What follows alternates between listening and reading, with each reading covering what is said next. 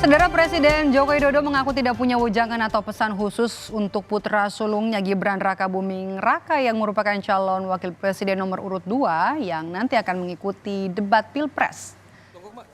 Tak banyak kalimat yang terlontar dari Presiden Jokowi saat ditanya wartawan pesan apa saja yang disampaikan kepada putra sulungnya Gibran yang akan ikut debat pada malam nanti. Jokowi malah bercerita ia bahkan belum pernah lagi bertemu dengan Gibran.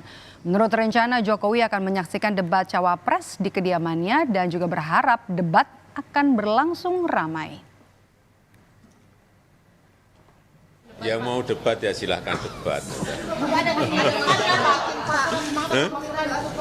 Gimana? Enggak, biasa aja. Enggak. Dari Bapak ada masukan buat Mas? Apanya? Dari Bapak? Enggak ketemu, enggak pernah ketemu. Ketemu aja enggak pernah. Apanya? Enggak, jangan apa sih?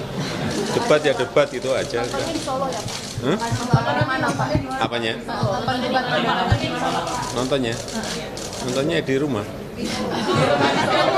Ya bisa di Jakarta, bisa di Bogor, bisa di Solo. Maksudnya debatnya harapan nanti debat apa Pak? Ya harapannya debatnya rame. Terima kasih.